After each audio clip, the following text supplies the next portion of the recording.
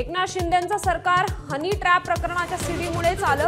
काँग्रेसचे गटनेते विजय वडेट्टीवारांचा दावा, वेळ येईल तेव्हा तिकीट लावून सीडी दाखवू, वडेट्टीवारांचं वक्तव्य।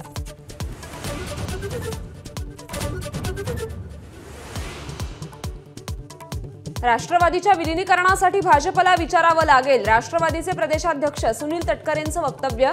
मात्र राष्ट्रवादीच्या 2 गटांच्या विलीनीकरणाची चर्चा सुरू नसल्याचाही खुलासा।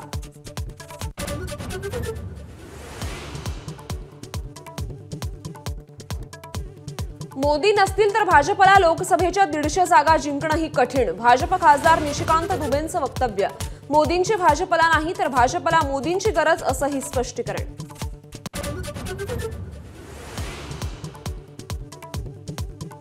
निवडणूक आयोग म्हणजे शेंदूर फासलेला धोंड्या, राऊतांनी दिलेल्या मुलाखतीत उद्धव ठाकरेंची कडाडून टीका।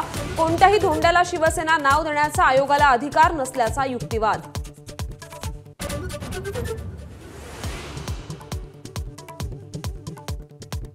पक्षातल्या आउटगोईंगचं उद्धव ठाकरेंकडून समर्थन, पक्षातून दिवटे गेलेले बरे, उद्धव ठाकरेंचं वक्तव्य। भावनेच्या भरात किंवा प्रेमापोटी अयोग्य माणसाला अनेकदा जवळ ठेवल्याची खंत।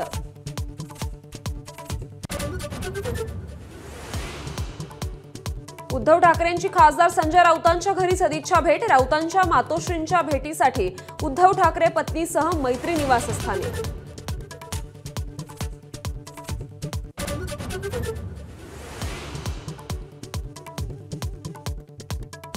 मनसे अध्यक्ष राज ठाकरेंविरोधात मुंबई हायकोर्टात याचिका दाखल, राज यांच्या विरोधात गुन्हा दाखल करण्याची याचिकेतून मागणी।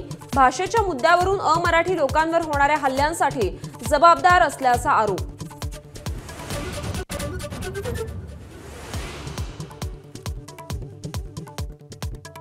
वैष्णवी हगवणे प्रकरणाच्या तपासात अनेक त्रुटी, विधिमंडळाच्या महिला बालक हक्क कल्याण समितीचा अहवाल, तर आयपीएस जालिंदर सुपेकरांचा सहभाग आढळल्यास निलंबित करून सह आरोपी करण्याचं अहवालात नमूद।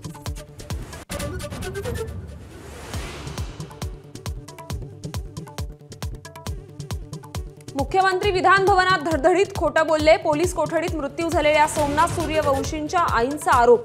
शवविच्छेदनाचा रिपोर्ट खोटा आहे का, विजयाबाई सूर्यवंशींचा सवाल। भूत उतरवणाऱ्या छत्रपती संभाजीनगरमधील भोंदूबाबाचा माझाकडून भांडाफोड, काठीनं चोप आणि लघुशंका प्यायला लावणाऱ्या भोंदूबाबाचा कारनामा उघड, पण तक्रारीनंतर भोंदूबाबा पसार होईपर्यंत पोहोचले नाहीत पोलीस।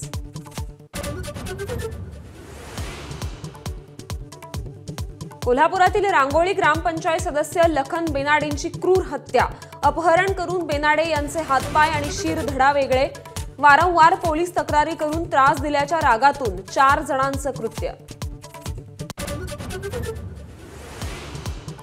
रायगड, रत्नागिरी, सिंधुदुर्ग जिल्ह्याला आज मुसळधार पावसाचा इशारा, तर मुंबईसह ठाणे, पालघर भागात हलक्या ते मध्यम सरी बरसण्याची शक्यता।